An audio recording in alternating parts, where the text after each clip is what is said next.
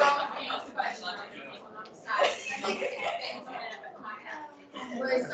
hello everyone. Welcome to another Index in Transformation seminar. We're very pleased to have Dr. Allison Drew from Professor Emerita at University of York. And Dr. Drew has BA in Economics from New York University and MA in African Area Studies, and an MA in Political Science and a PhD from University of California, Los Angeles. She's been working on sort of 20th century and contemporary African politics, and specifically the relations between African states and social movements, as well as struggles over development. And this paper is, this lecture will be on the new, which is the new liberation, the National Liberation Front, and NLF, which is a small but extremely significant liberation movement of intellectuals, many located in the Cape and connected to the Unity movement, and many of you will know Neville Alexander was a key figure in this, so it's of particular relevance to us here to understand this radical Cape tradition and its history and its connection to internationalism, international liberation movements, and more broadly the kind of international left. So I think it's going to be fascinating, and we're really pleased to be able to have you with us today. So typically we have a presentation around 40 to 50 minutes, and then we've got more than enough time for discussion. Yes, oh great. So thank you very much. Thank you, sir. Well, thank you very much, Stephen. I'm very, very pleased to be here. It's nice to come to this side of the campus, because I've been over on the other part at STIAS. In any case, I'm here to talk about what I'm calling South Africa's New Left, and Neville Alexander's role in it, very much a historical subject. Well, my project is a study of two tiny groups in early 1960s South Africa. That is the National Liberation Front, as it was called, and its precursor, the Uchi Chan Club, whose name means guerrilla struggle after a pamphlet by Mao Zedong. I argue that the groups need to be understood as part of the transnational New Left of the long global 1960s, and I also highlight Neville Alexander's role as a transnational intellectual activist in this New Left. And here he is as a young man with his well-known smile, and indeed a historian of West Germany calls him very much an transnational New Left activist. The transnational New Left being composed of migrations principally of students across the globe at that time. And the problem that I've been looking at is that of all of these 1960s groups that were charged under the South African state security law, the NLF was the only one whose members did not engage in armed activity. It described itself in some of its literature as a paramilitary organization, but its activities comprise thinking, reading, discussing, writing, fundraising to publish articles, distributing articles, and forming study groups to compare guerrilla strategies. Nonetheless, its members were imprisoned for 5 to 10 years for conspiracy to overthrow the state. In my view, the NLF shows more starkly than any other during those years the Orwellian concept of thought crime in apartheid South Africa, when the South African state criminalized thought. Now, The expression thought crime comes from Orwell and his novel 1984, The Essential Crime That Contained All Others in Itself. Thought crime, they called it. Orwell's novel 1984, very dystopian, I would suggest, anticipated, paradoxically, the development and evolution of South Africa's apartheid system, which was launched in 1948, just before the novel's publication. Now, 1984 depicts a bleak totalitarian future in which people live in an atmosphere of surveillance and mistrust.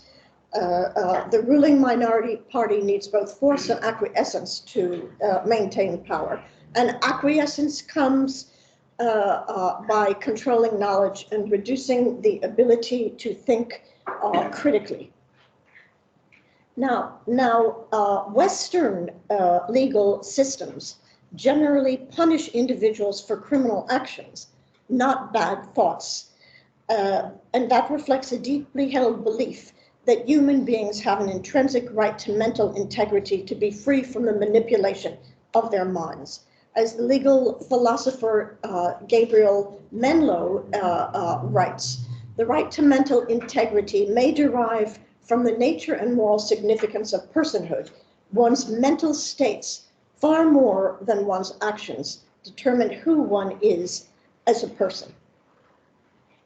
However, like Orwell's fictional state, the apartheid regime punished independent thinking and promoted acquiescence through education and censorship.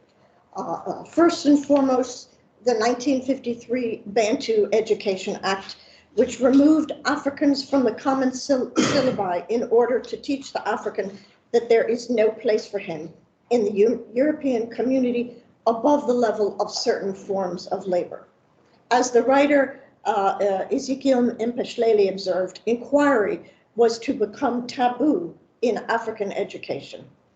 And then this 1953 Act was followed 6 years later by the Extension of University Education Act, known as University Apartheid.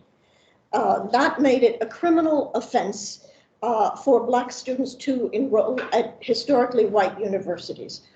Before that, tiny numbers of Black students had been able to study at those universities. But instead, the state established separate and inferior colleges for those classified colored, Indian, and African.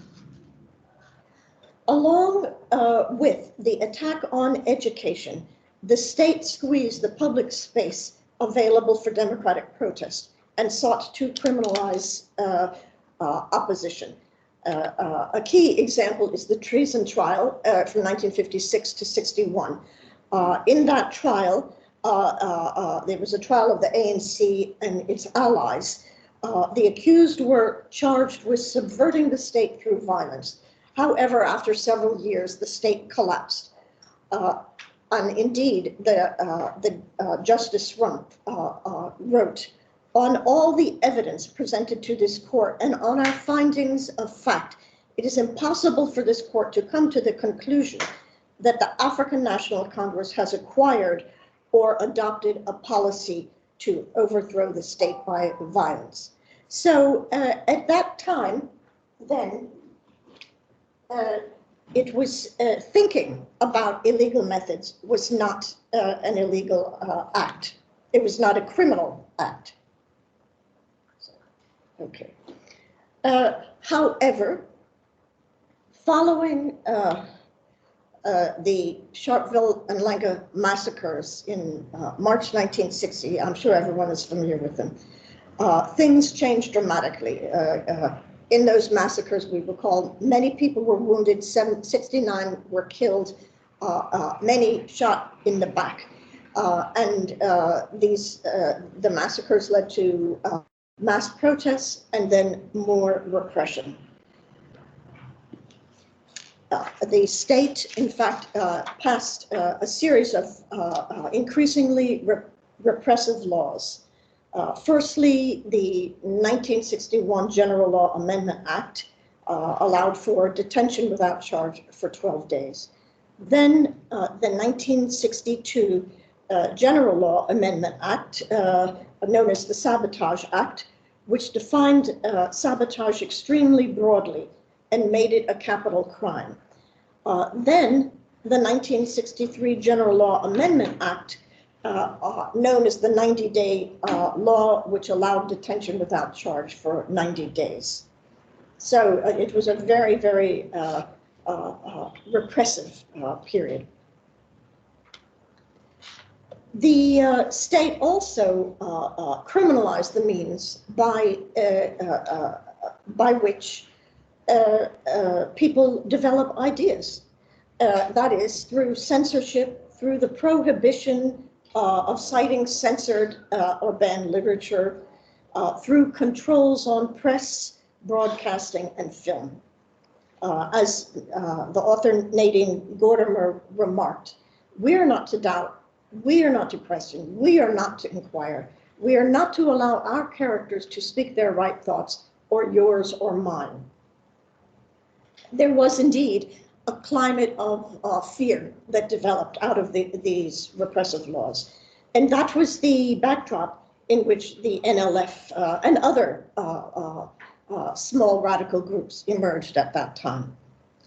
Well, first, before going into the NLF itself, I want to highlight the problems of omissions and silences in the liberation movement historiography. That in fact, there's been an extraordinary silence about this group, although many historians have looked at many tiny groups that have peppered South African history over the decades. This one has been notably forgotten or ignored, and I wonder why. I don't have any set answer, but I think one can consider various possibilities. First of all, most of the South African members of the group were classified colored at the time, and thus they were constructed as non-African and of lesser importance. So is their mission from the historiography the result of this stigmatization? Likewise, there has been amongst academics a focus on the white radicals and the white university left of the 1960s and 70s. And so perhaps they were overshadowed by that.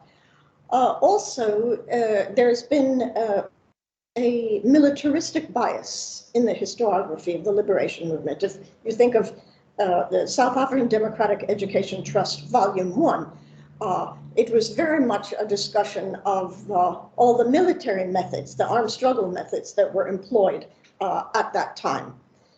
But notably, this group was not included.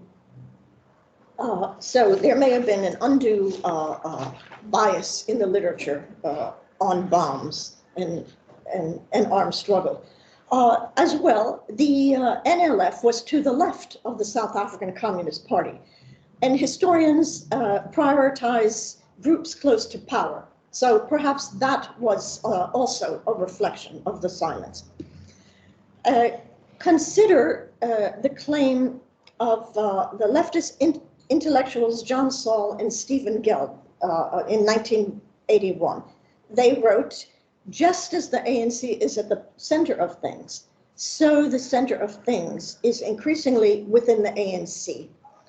I don't know if they would still agree with their statement, but this is how they were seeing the future of South Africa at the time.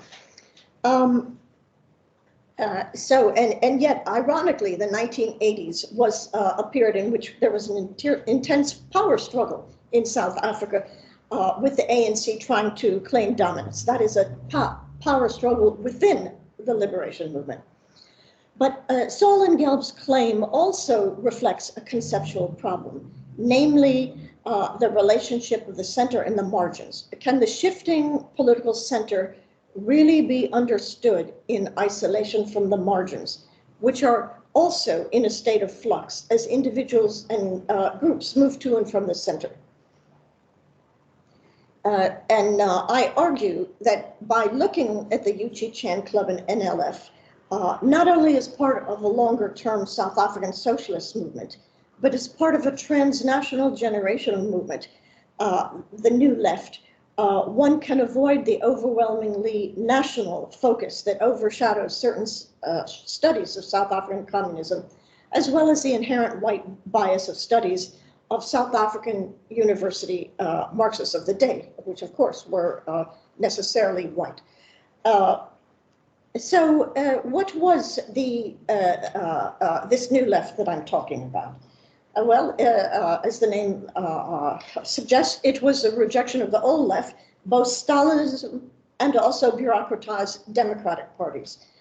As the writer Ellen Meiksins Wood indicates, what made the New Left new was above all its dissociation from the traditional forms of old left politics, both Stalinist communism and social democracy. Now, in Europe, the New Left was precipitated by Khrushchev's February 1956 revelations of Stalin's terror, and also by the November 1956 Soviet invasion of Hungary. It sought new non-hierarchical organizational forms to avoid future bureaucratization. It developed concurrently with and gave greater recognition to anti-colonial, national liberation, and civil rights movements. For example, France and Algeria. The Algerian War of Independence was then going on.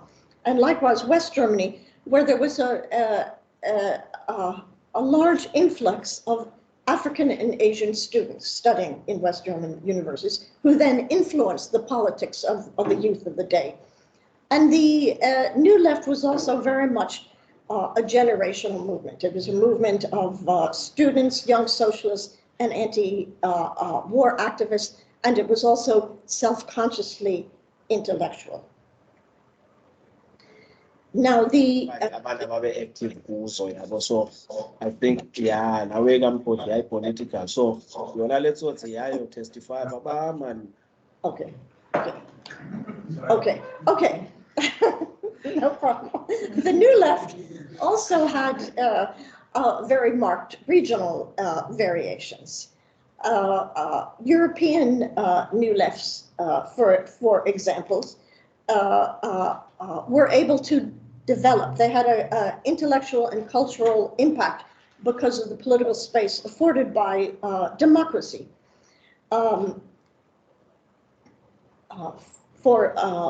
Let's see. By contrast, in societies that had been colonized, the New Lefts were concerned with the conquest of power. For many New Leftists of the day, the January 1959 Cuban Revolution showed that guerrilla forces could defeat a regular military force, and thus that stance negated the Soviet stance of the day on the peaceful transition to socialism. That was then the Soviets thought that there could be a peaceful transition rather than one through war. What about the South African case? I've already sketched out that in fact the New Left showed a great deal of variety in the aims. Well, the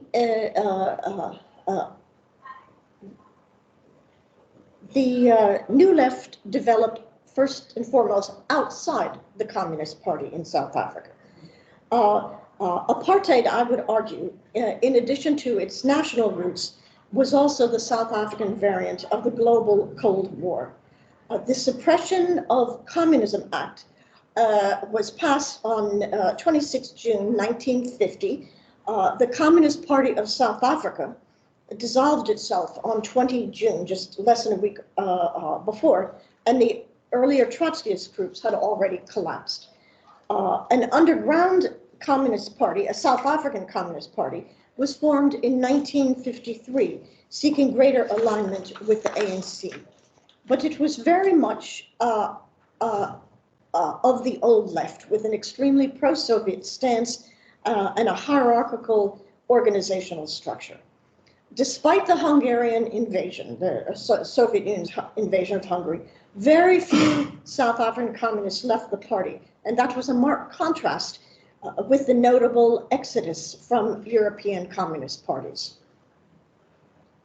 So a South African New Left could not emerge from the Communist Party. Instead, I argue, it arose from non-European unity movement youth who were critical of the unity movement's bureaucratic leadership. The unity movement stressed political education, the need to develop political consciousness, especially around nation building, before jumping into action. It maintained in practice that mass action was not possible until the people were sufficiently conscious and the revolutionary moment arrived. But of course, the revolutionary moment never arrives, and it never did then. So in effect, it became a practice of postponing, essentially, despite the brilliant intellectual work of some of the unity movement members. Youth joining the unity movement in the 1950s, though, wanted to make the unity movement more activist, but they were not successful. Especially on the Witwatersrand, the ANC outflanked the unity movement up there, precisely because it responded more to popular pressure. And that obviously became, in a sense, part of the downfall of the unity movement. Now, youth inside were, in fact, in the unity movement, were very influenced by Isaac Tabata. Here we have him. He was a socialist intellectual, one of the leading figures of the unity movement, a writer and an amazing orator. But he was criticized by the youth for his political restraint. One of Tabata's projects was to try to bring African youth into study groups in order to give them more political training. And thus he formed the Society of Young Africa, known as SOYA, in 1951. SOYA grew rapidly with branches around the country. Now, this then brings us to Neville Alexander. Neville Alexander, born in 1936, educated by German nuns at the Holy Rosary Convent in Cradock, began his studies at University of Cape Town in 1953. He quickly joined the unity movement, became a Soya activist, and grew close to Tabata, as his quote indicates. I stopped short of hero worshiping Tabi the way in most other people did, but there's no doubt as far as my own style, even my writing and politics in general is concerned, that politically Tabi was the greatest influence on my life. Politically, we all grew up at his feet. So that's quite a statement of homage. However, Neville was writing from Cape Town. Those of his generation in the Johannesburg area often had a very different assessment. For example, an Alexandra Township activist, Rosina Pashla, felt that Tabata and his faction within the unity movement, like all of these political movements, was becoming more and more factionalized. And he felt that they stifled talk of socialism. And he remarks, Tabata's book, The Awakening of a People, mentioned that the problem in South Africa was both political and social, but the book completely lacked a discussion or analysis of the social question. And as it was treated by Tabata's faction as a Bible, it meant that the social question was never discussed. So as a result of this, increasing dissatisfaction, particularly in the Johannesburg area, youth in the Johannesburg unity drifted away in the late 1950s because of the leadership's restraining influence. And Pashla also remarked, those youth were in search of a political home or a guiding ideology. At that time, also, government attacks on Cape, and Alexander and others launched the Cape Peninsula Students' Union in 1957. Crucially, that student body was non-aligned, precisely to avoid the political tensions within the unity movement and to draw in students from all political tendencies. So thus, I would argue, the preconditions for a South African New Left lay in the youth who rejected both the Communist Party and the unity movement's bureaucracy. Now, in 1958, Alexander was awarded an Alexander von Humboldt Foundation doctoral fellowship and to study in West Germany. In fact, he had a brilliant undergraduate career. I'll mention a few points because it's not usually brought out. He graduated in 1956 with a first-class BA honors in German, concurrently completing the first year of a B.Ed. That same year, he also received a 2 years de Villiers-Smuts scholarship. The following year, 57, he was awarded an MA in German language and literature with distinction. And in 1958, he began the second year of his B.Ed course. But in October of that year, he left for West Germany to pursue doctoral studies. Before he arrived in West Germany, he studied at he was going to study at the University of Tübingen. He stopped off in London, and as an example of his political views around 58, 59, he writes, he said, for the first time in London, I was introduced to basically socialist groups, socialist parties. It was very different from what we had been used to in the unity movement, where everything was codified. So while the unity movement spoke in somewhat stilted language, talking about the Herrenvolk, the oppressed, they never spoke about capitalism, which is what the youth in the unity movement wanted to find out more about. You know, what are the analyses of capitalism? How do we change things? Then likewise, because of his unity movement background, he was also familiar with Stalin. He writes, we knew the books, or he states, this is from an interview, we knew the books, we knew that Stalin was a monster who would cause the deaths of millions of people. The concreteness of Stalinism in South Africa, for us, was always linked to the ANC. And we know that the unity movement was indeed fiercely critical of the ANC. However, he criticized British Trotskyists for seeing Europe as the center of the world revolution. Again, he remarks, I'd come to believe, not because of Mao, but because we in the unity movement had grown up to believe, or what we had grown up to believe, that the center of gravity in world revolution had shifted to the colonies. The metropolitan areas were, in a sense, caught up in the Cold War.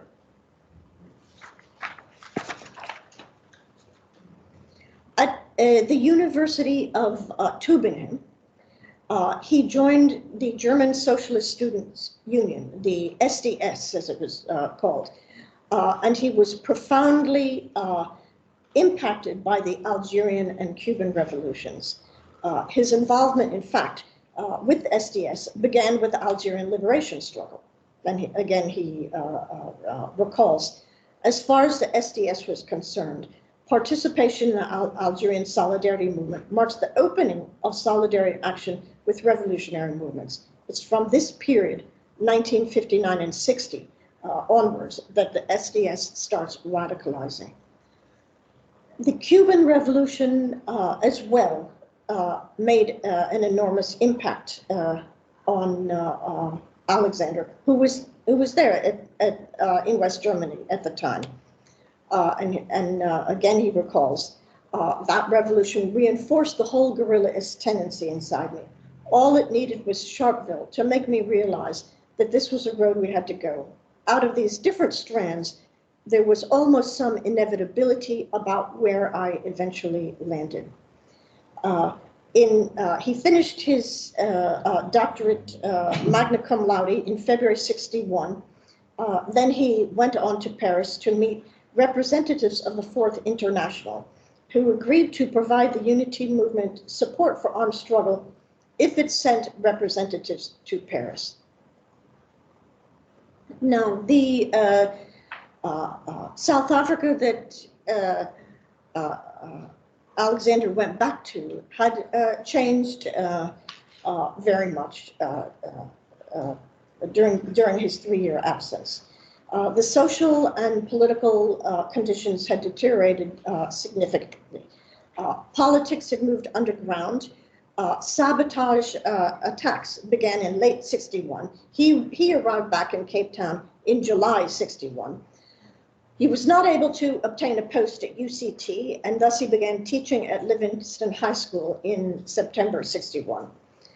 The unity movement had been expelling or suspending a number of youth because of their desire for more action. And in January 1962, Alexander and his friend and comrade, Kenneth Abrahams, were suspended because they supported the armed struggle in Southwest Africa, which was then a colony of South Africa. So I suggest that although the basis for a new left was already present in Johannesburg and Cape Town, most likely Alexander's return accelerated its development. He was bringing new ideas and more in-depth knowledge about foreign struggles than they had before. Now, in mid-1962, Alexander and a group of others, the Abrahams and other individuals, including some from the Southwest African People's Organization in Cape Town, formed a small group which they called the Uchi Chan Club. It was a discussion club along the lines of those from the French Revolution, in fact. And as Andreas Chipanga, who was then the leader of the Cape Town SWAPO, wrote, we studied Marxism, Leninism, and the writings of Mao Zedong and Che Guevara. This was only a study circle, but all the same, it was forming cadre who were to become the instructors and leaders of our guerrillas. And likewise, Otili Abrahams, a Namibian activist who was also a student at UCT, wrote, we were not going to get our freedom without some sort of armed struggle.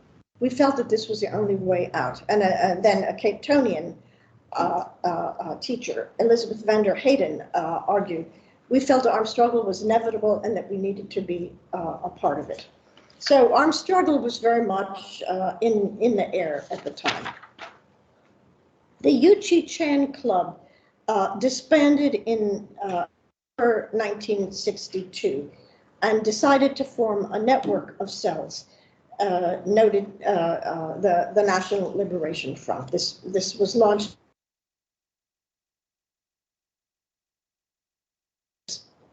in many respects. For example, the desired attributes, revolutionary ardor, honesty, integrity, intelligence, initiative, fearlessness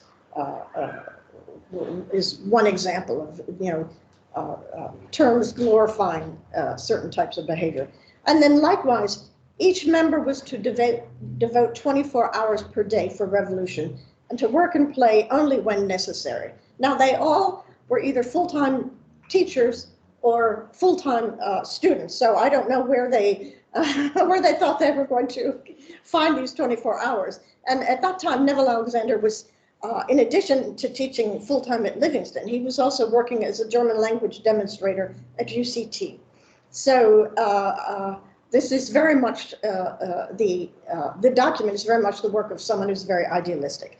Likewise, it said no sex discrimination, no age discrimination, no discrimination on grounds of political history. They were, in theory, open to anyone. Now, it aimed, here is an example of their written work. They produced 3 issues of a journal called Liberation, with a range of articles on, generally on South Africa and Southwest Africa. Now, the NLF's cell structure was flat. Its cells were not divided by task, and its division of labor was not gendered, although the majority of members were men. But nonetheless, within the cells with women, there was no difference as to who did what, not certainly by sex in any case. The internal organization of the cells facilitated the lack of hierarchy. All of the cells use standardized agendas covering 4 points. Each topic was introduced by a different person, broadening cells and speaking opportunities. Both men and women led discussions or lectured. Those who had limited speaking abilities were able to give mini lectures, or limited public speaking abilities or experience, I should say. And we can look at make some comparisons between the NLF and the SACP as a type of OLF.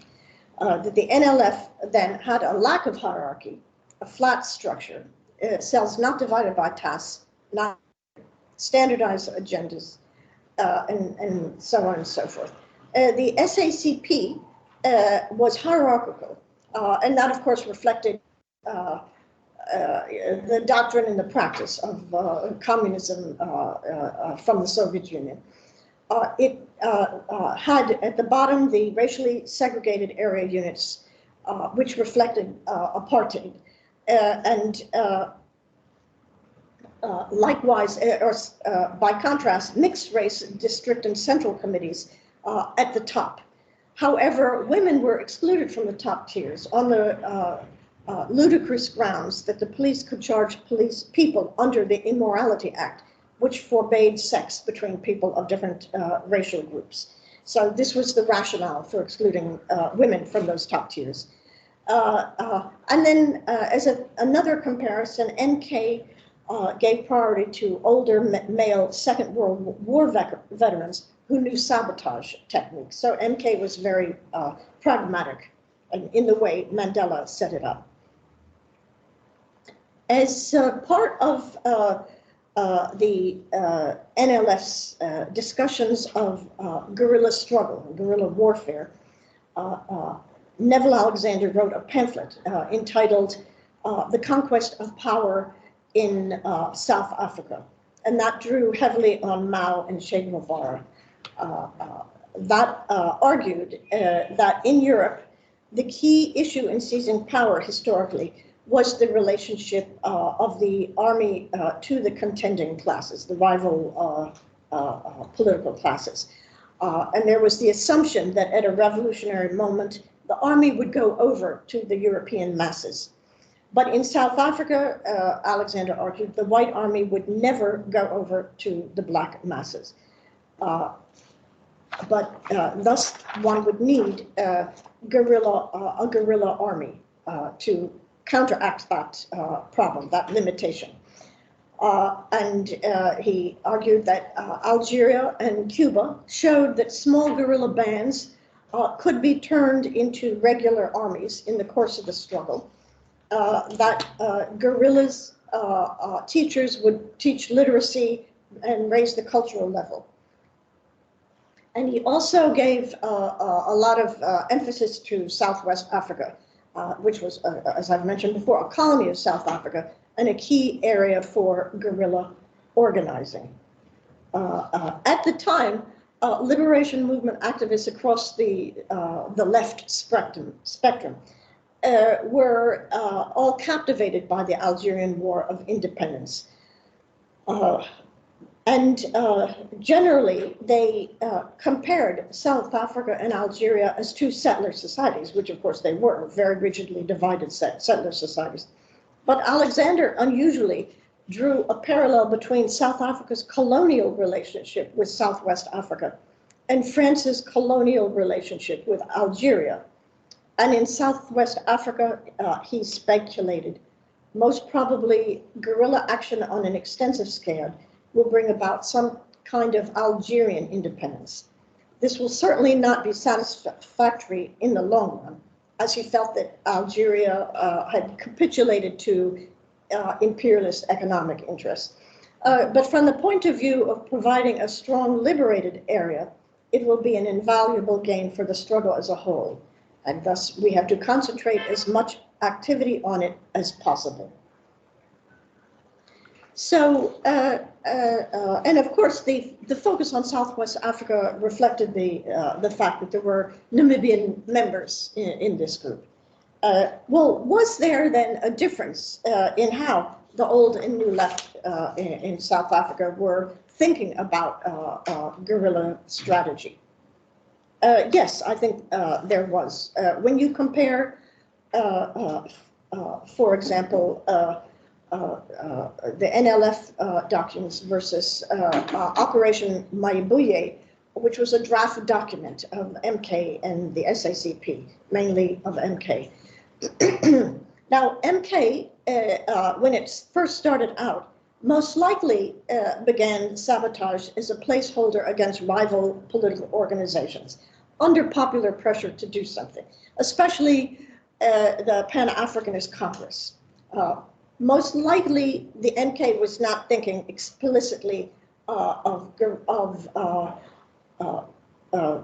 sabotage as a prelude to guerrilla struggle, but individual attitudes varied. For example, in March 1962, Mandela visited the Algerian FLN, its National Liberation Front, in Morocco. This is right at the moment of the cessation of fighting. And he discussed guerrilla strategy and reported back to MK. And although some MK members felt that sabotage was still useful, they agreed to move towards guerrilla struggle given the lengthy training period. And thus they drew up Operation Mayibuye as a draft.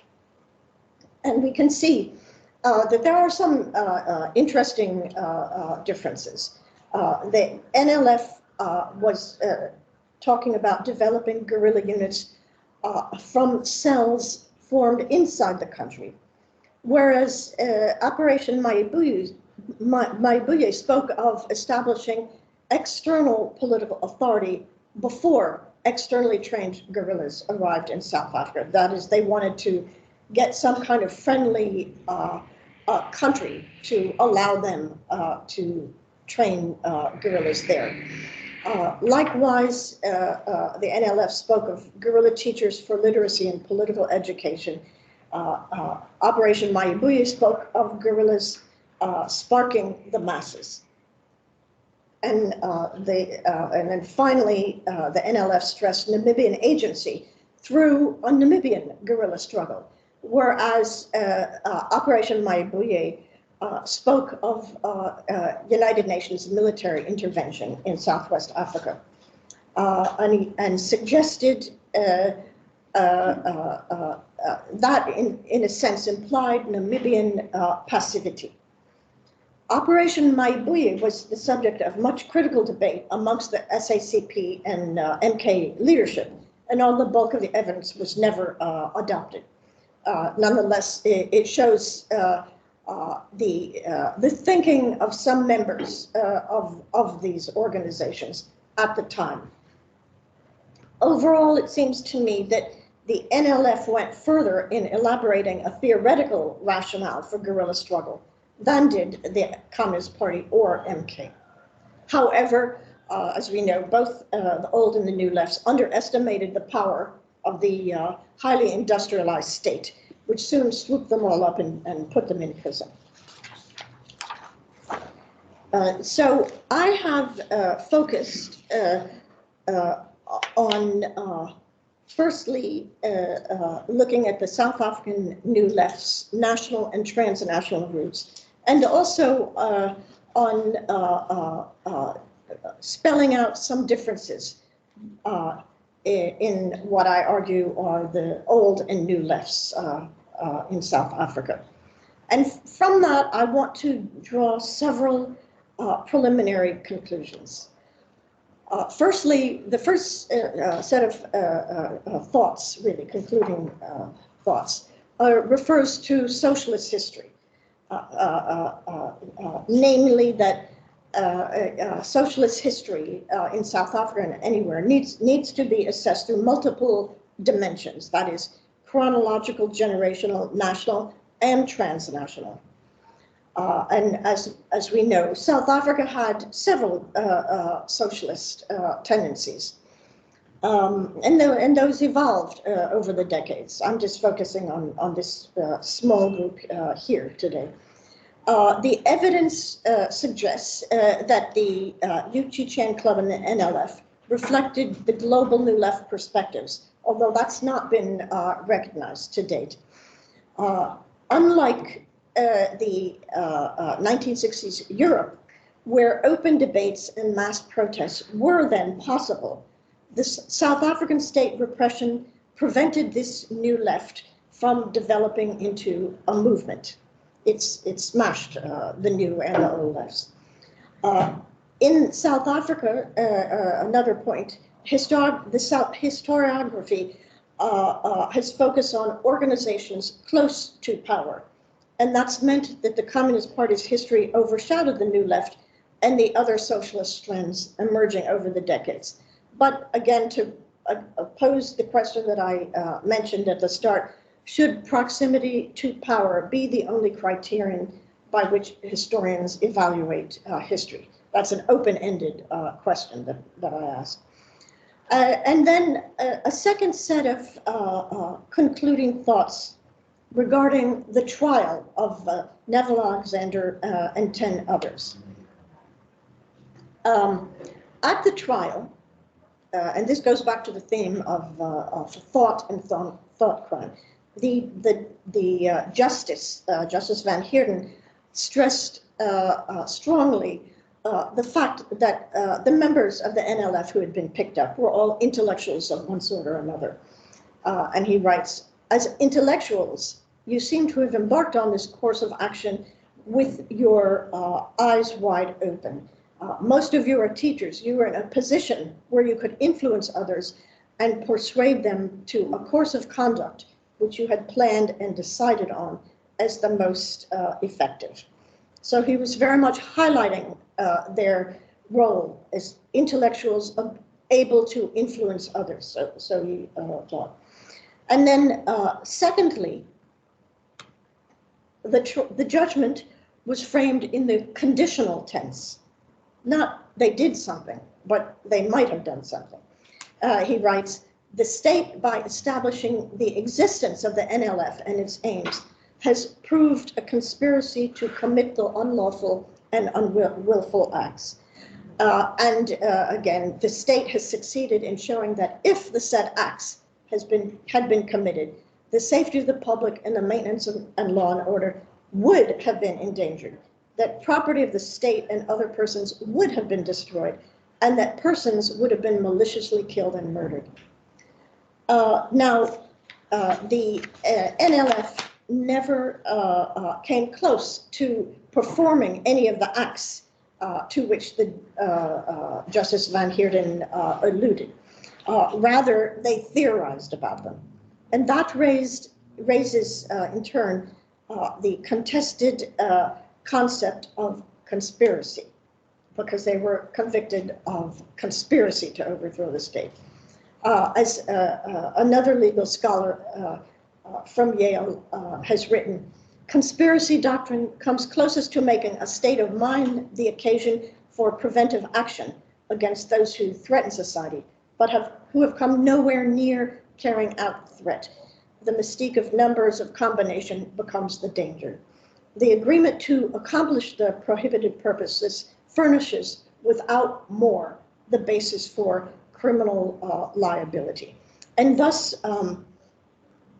when I look at the trial in more detail, I'm going to focus on a number of research questions. Firstly, when does collective thinking, which is what the NLF did, become conspiracy? Secondly, when do commitment and intent become conspiracy? Then, to what extent did the individuals understand what they were committing to, and what that commitment entailed? After all, there were a number of different individuals, and they obviously would have had different perceptions of what these groups were about. Was there evidence beyond a reasonable doubt to find that the dispersed NLF cells and individual members had actually engaged in a conspiracy? So, thank you.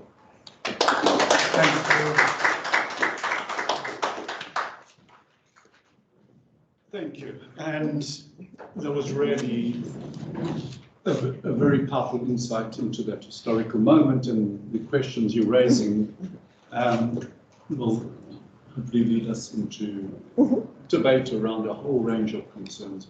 Some people may not have heard of the unity movement, and hopefully they've heard of Neville Alexander, but I think it's really interesting to go back to this small but extremely influential group and to think through their relation to a liberation movement that has generally focused on PAC aims. Yes. So thank you very much. Any comments, questions? Please, and could you introduce yourselves when you ask questions? Thank you.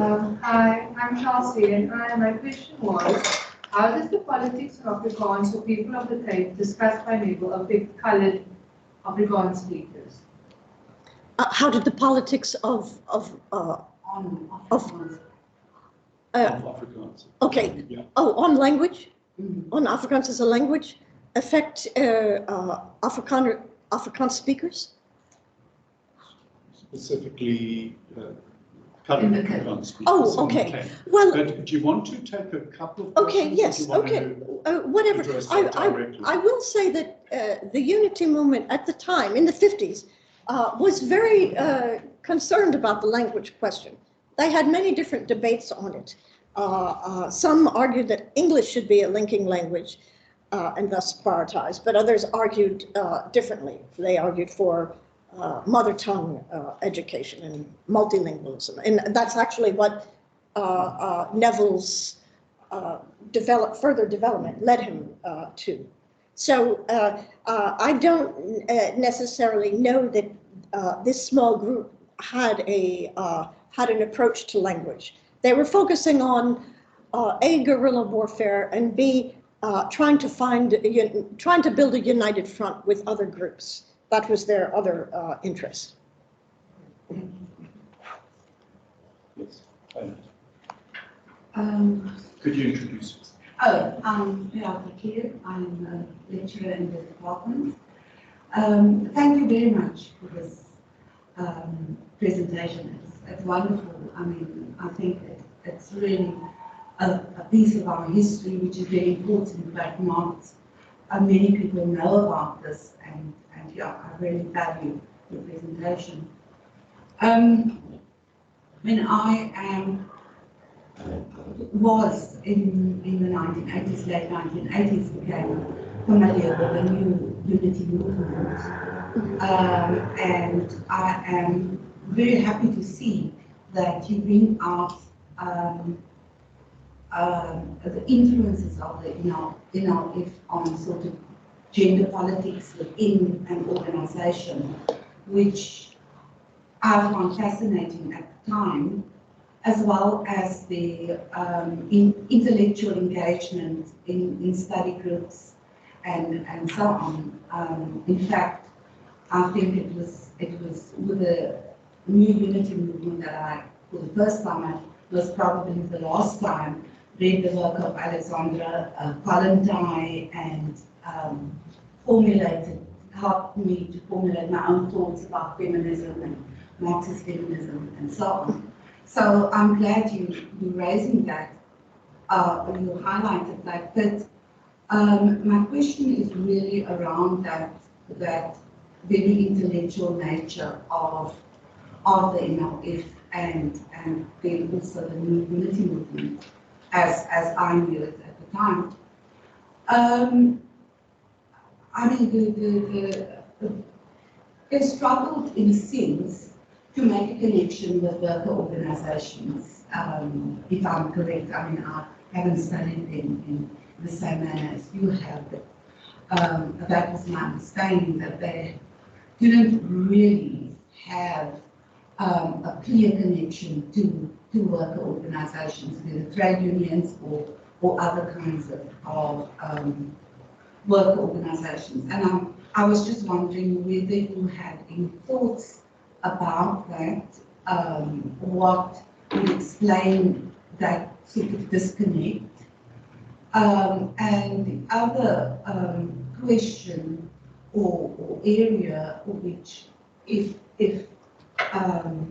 you would, to expand also on the rupture between the new unity movement and the UDF.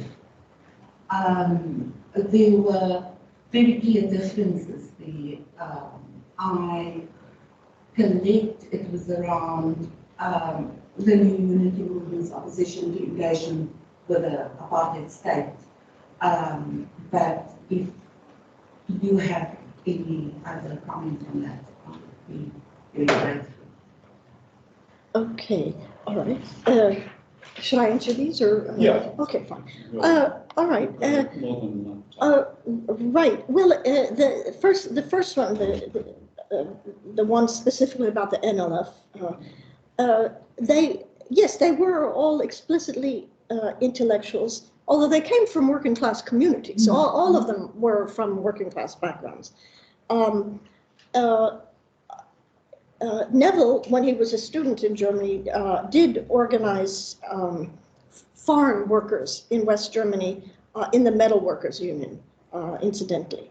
But by and large, their politics were shaped around what had been going on with educational policy under apartheid, and then how to organize students and teachers. So that may have been a limitation. It may have been a reflection of their small numbers, but they were the group who formed the NLF were exceptionally intellectual in their orientation. They didn't just want to do armed struggle; they wanted to study it to try to find the best route of doing it.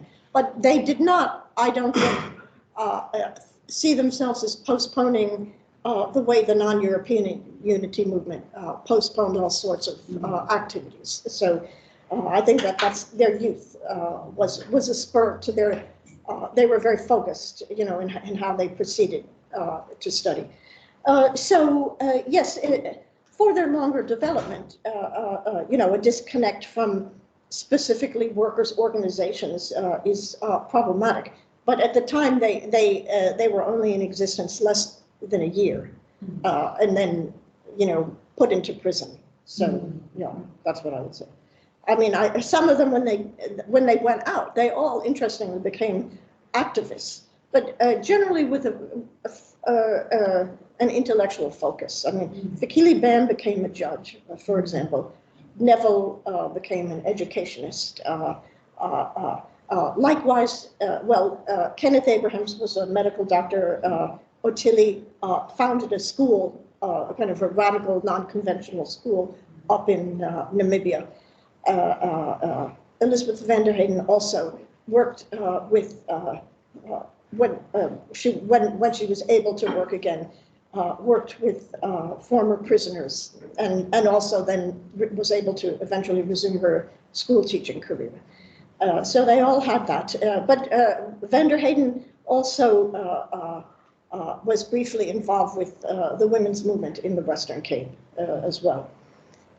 But yes, I mean that they were focused on particular subjects, particular objects, and came from a tradition that prized intellectual work.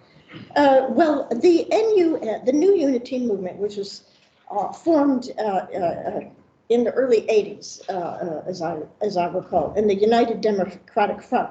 I have a general knowledge, but I haven't studied that period. I think, I'm not sure that the New Unity Movement ever broke from its Unity Movement heritage of always kind of standing outside and saying the other people are collaborators. So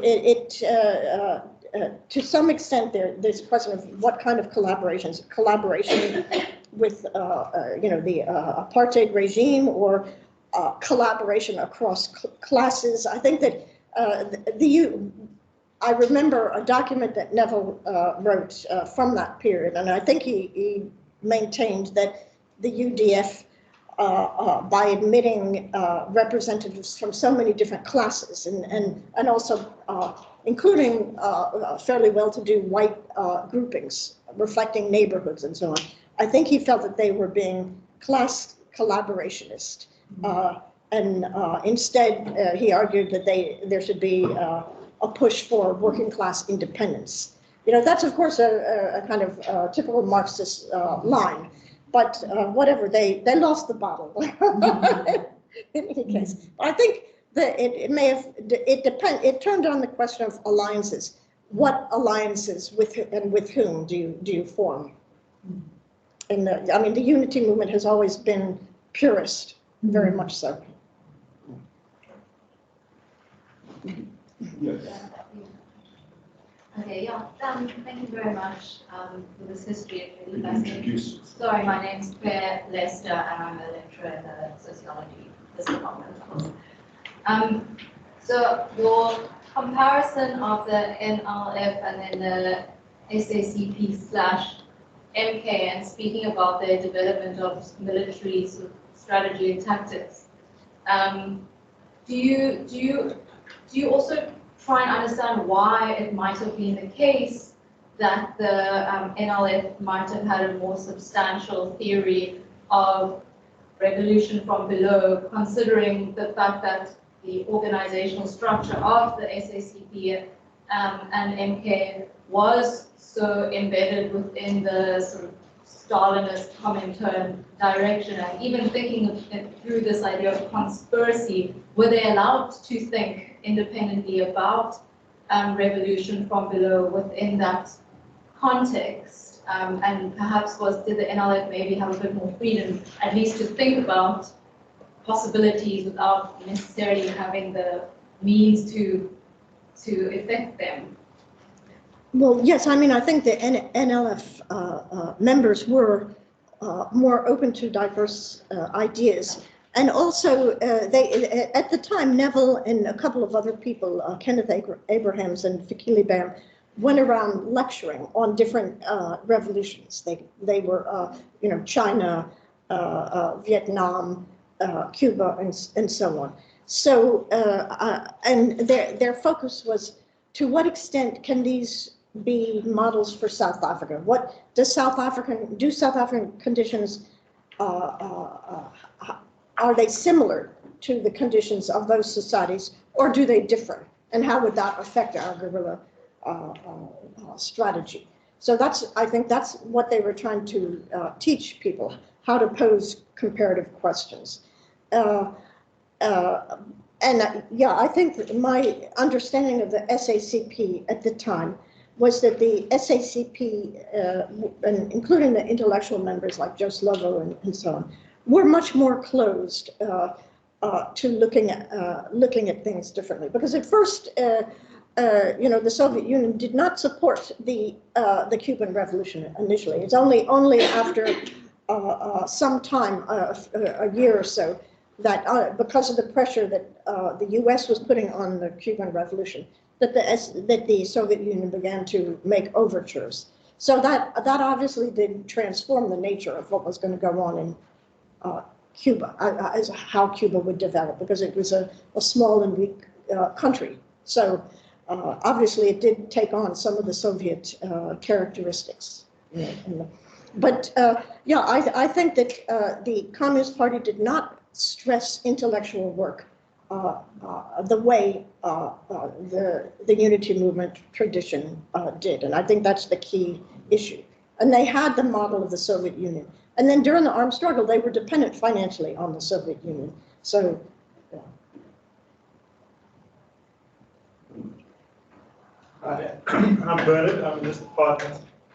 Thank you. We've actually corresponded about social dynamics previously. We reviewed a paper for us, so thank Yes, you. okay.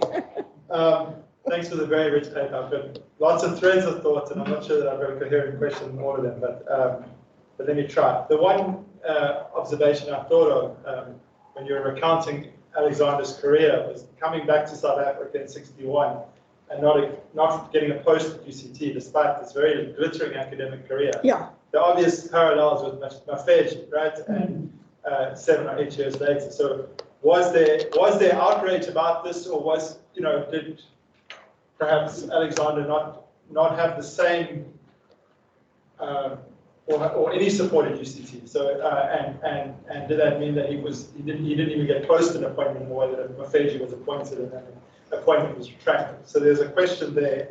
There's also a question around.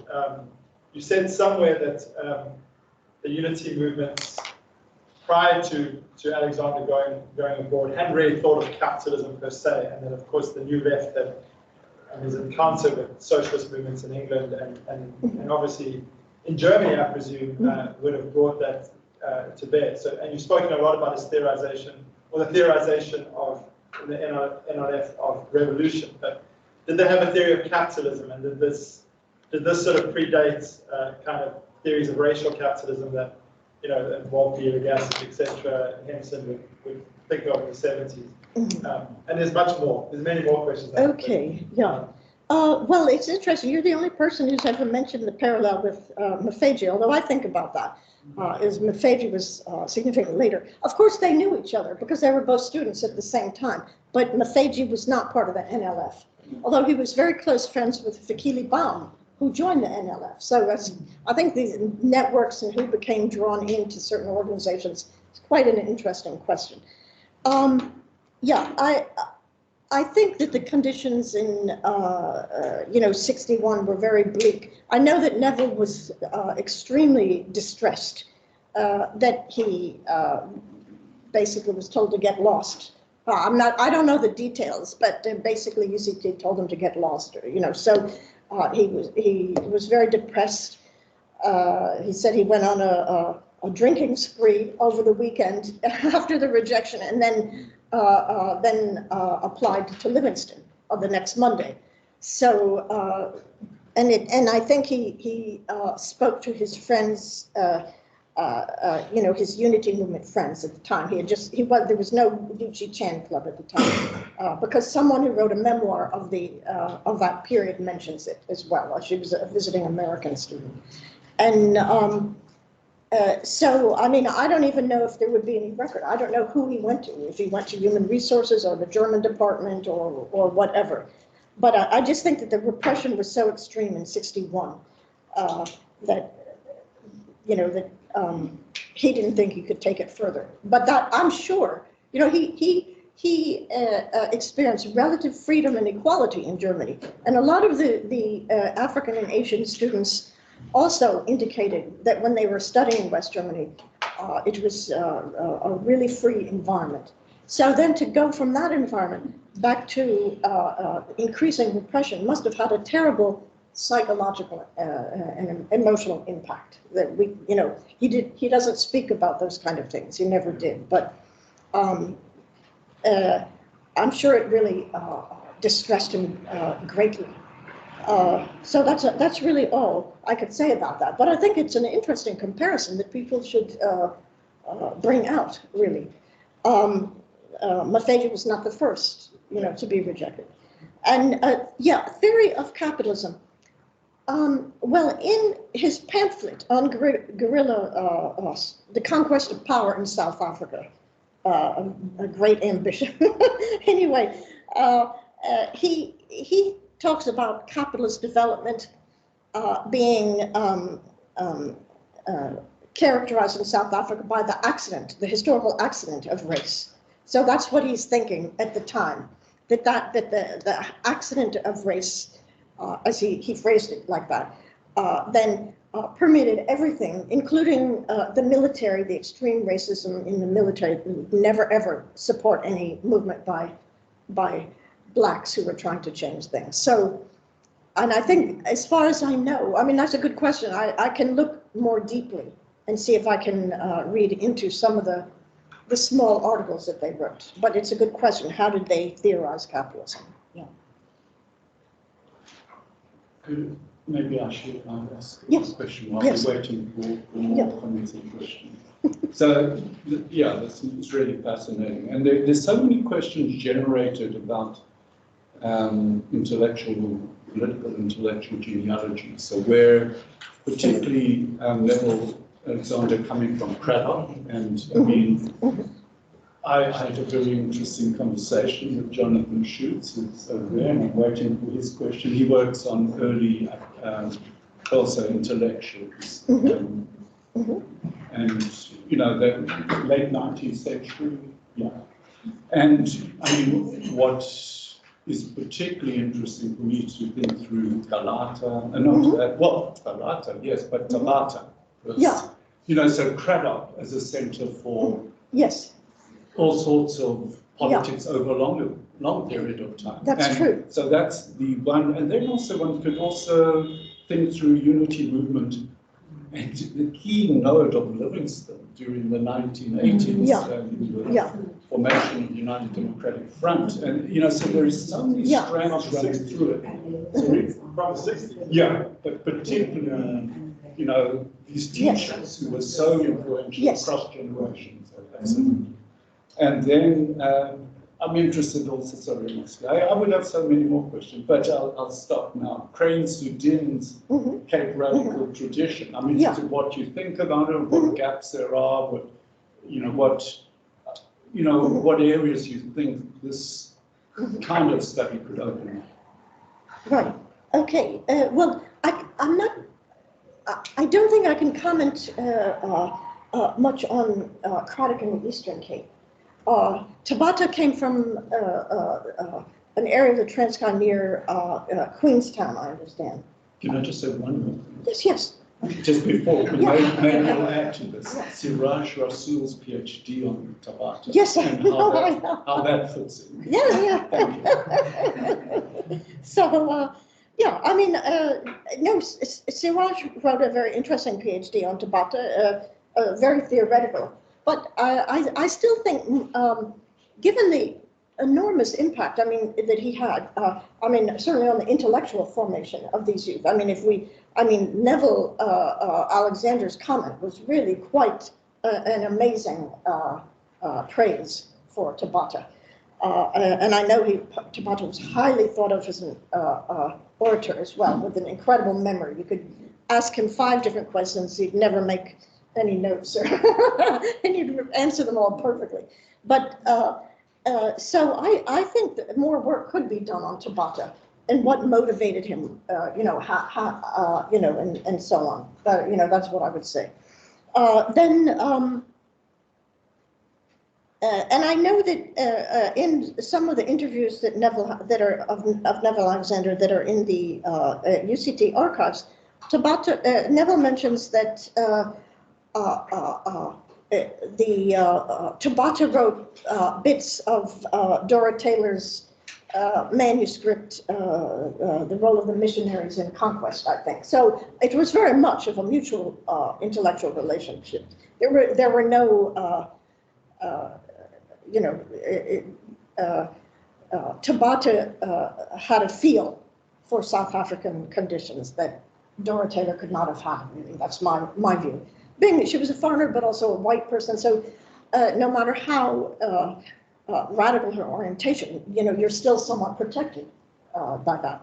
Like I remember the passes, one of the things that Tabata says, I guess in Boycott of the Weapon, is that, a dog too has a collar, and that's how he felt, how Africans would feel. So, I mean, to me, only an African could really sense that kind of degradation. In any case, so,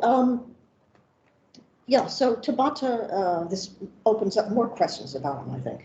But then, yeah, I know that there are certain towns in South Africa that have interesting intellectual histories that go, like Tala has Ensembezes, and then there are other key activists who came from Tala in the Eastern Cape, and likewise Craddock.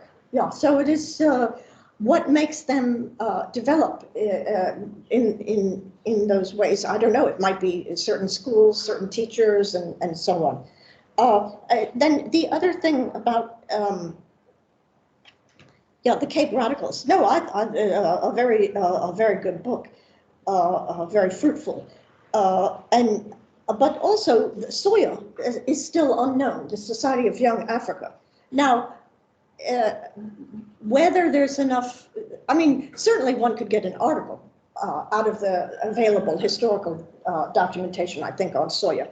How much further one could go, I don't know. Maybe because they had branches at many different locations across South Africa. It became apparently one of the people that are in the archives says Soya has developed a certain cachet. Everyone wants to join.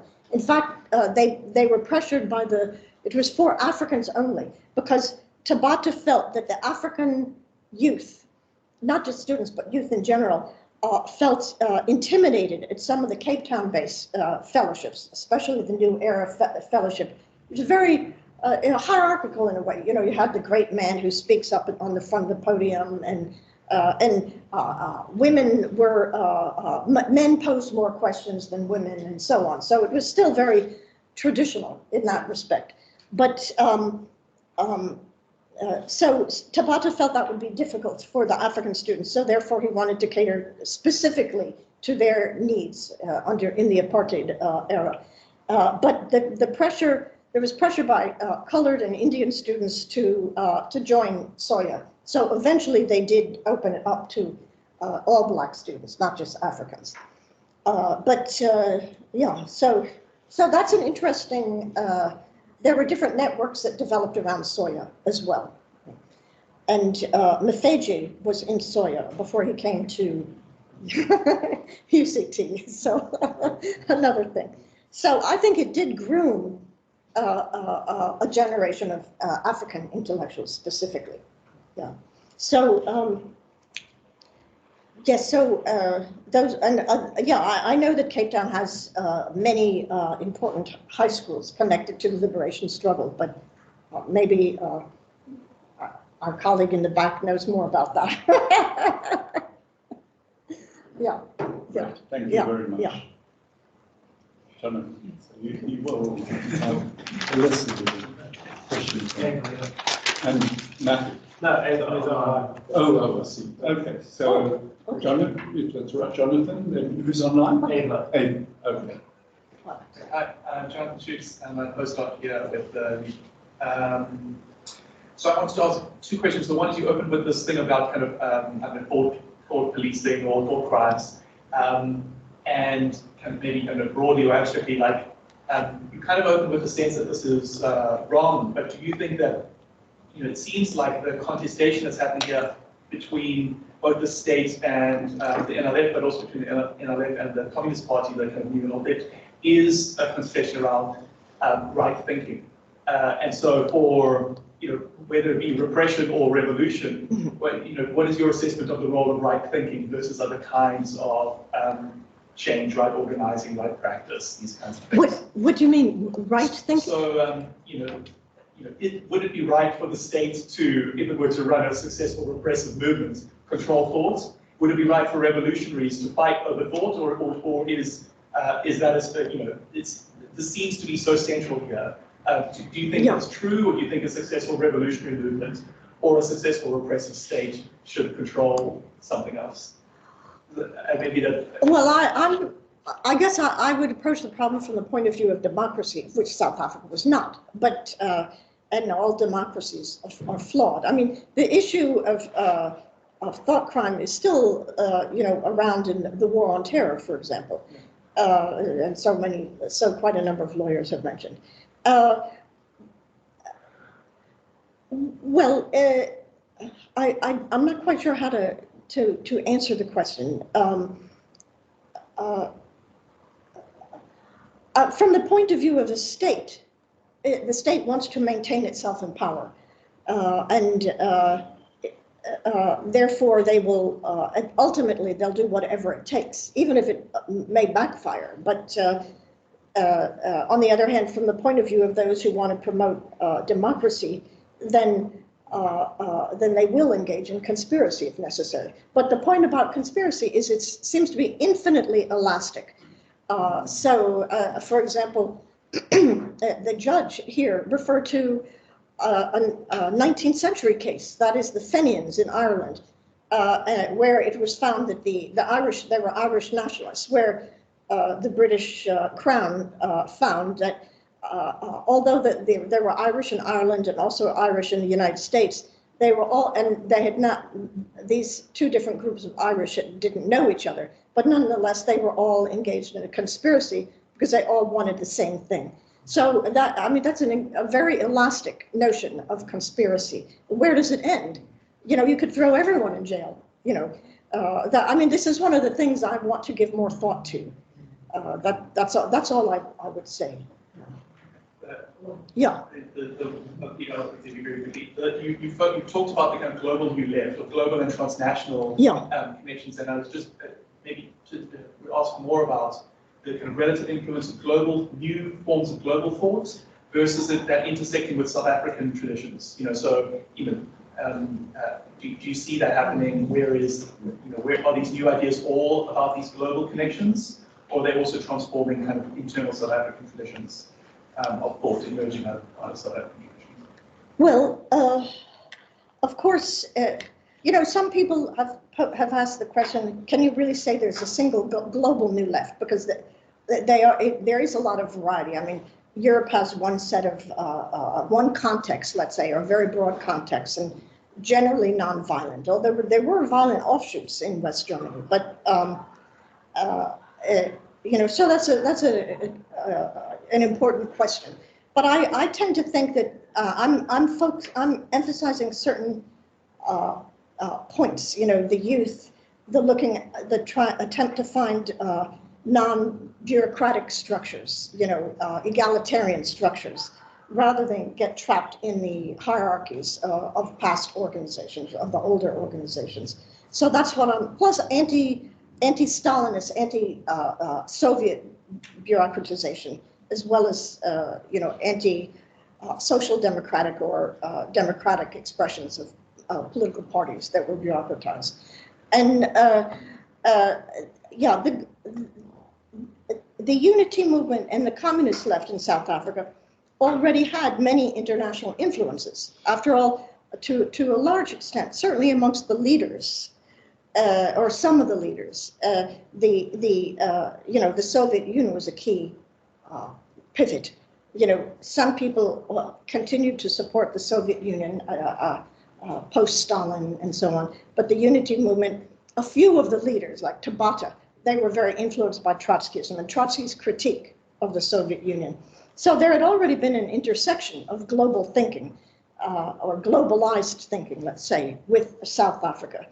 And that's seen also some of the unity movement literature. But what the unity movement did was focus on race and trying to combat racial ideology. And the international left movements have not, particularly those that start in Europe, have not focused on that so much, you know, barely at all. In the United States, there would have been more work because, you know, with the civil rights and the Black Power movement and so on. But the United States New Left was very much catalyzed by the war in Vietnam and anti-war activists focusing on that. But I think that would be the big contribution that the South African, the broad left would bring to New Left thinking. Even though I think it got shut down because of the political repression, but you know, where does the racial hierarchy fit in to our understanding of left politics and global politics? So that's where I would see the intersection. Yeah. Ava, go ahead. And then I have one from Ella. If you can, here we go. So let's take two. Yeah. Go ahead, Eva. We go ahead. I think you're muted, Eva. No, I think she unmuted. Oh. Eva, are you talking? Yes. Okay, got you. Go ahead. Can you hear me? Yeah. Oh, really? Okay, fantastic. My question was just, you mentioned that Neville Alexander and many of his contemporaries, they sort of conceptualize their local context in the sense of South Africa in relation to their experiences in a place like West Germany, where they felt they could they felt freer to a certain extent. And it's that kind of juxtaposition, of course, influenced them when they returned to their own country. But in something like that, how would they conceptualize somewhere like East Germany, for example, which was also a sort of juxtaposition right beside them when they were in West Germany? Yeah, that would be my question. I hope it makes sense. Thanks, Eva. Should we take the other question? I'm just going to read. Oh, it's okay. Yeah, so it's from Ella, and she says, I wanted to ask whether your future research interests would include whether or how the development of socialist thought and revolution may have been present within gangs during the period of the 70s to the 90s. And perhaps if this was present, was this a way perhaps characteristics of socialist thought began or at the ground level in the Cape Flats, and over time as gangs became more involved globally in drugs, this development brought strands of capitalism into gangs, perhaps not articulated by gang leaders and academic terms. And then last follow-up, and whether gangs are perhaps in some way a form of political representation for use during the 70s and 80s, but perhaps even today, even if it's not articulated as such. Okay, so the question was socialist thought in gangs in 1970s South Africa. Okay, well, my apologies. I'm not familiar with the internal dynamics of gangs. I mean, in 1970s South Africa, there was a tremendous resurgence of socialist thinking. That was the labor movement, for example. You know, the Durban trade union protests, and that did move around the country and start to influence people. And then likewise in intellectual forums and the universities, this is well known. So I think that some of that would have percolated into gangs,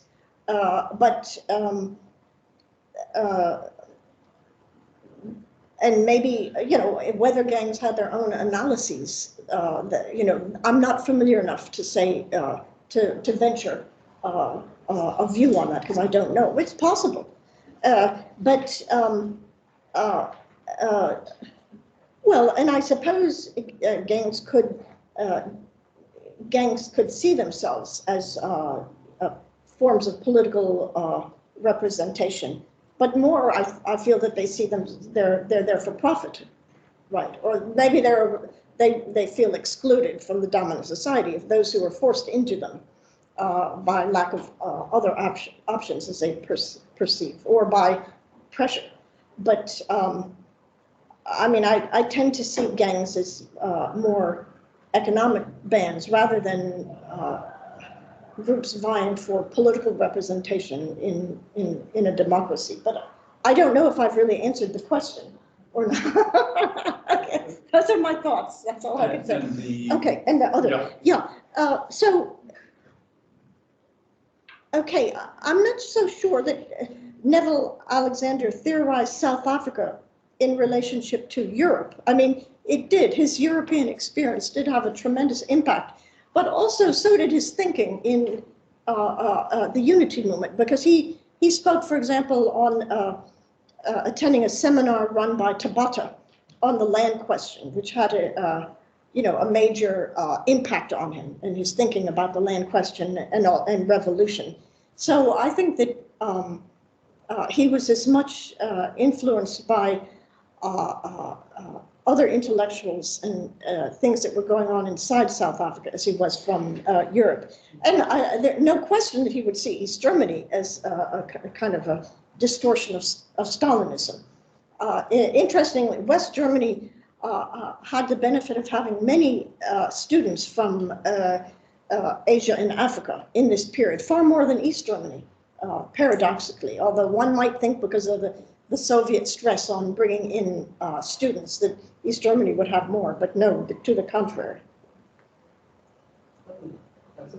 Great, thank you very much for a really interesting account of a history that some may know, others may not, but I think some in the room may think the new left is not so new, so it's a big generational... Yes, every generation has its new left. That's right. But I think to understand where we are now, I mean, it's hard to imagine that without these movements that emerged in the, the 20th century that have got us to where we are. So it's I think, there's nothing dated about this, I think. Oh, good. Because well, I'm glad. You can actually interpret it in ways that make sense to understand where we've got to now. But thank you very much, everyone.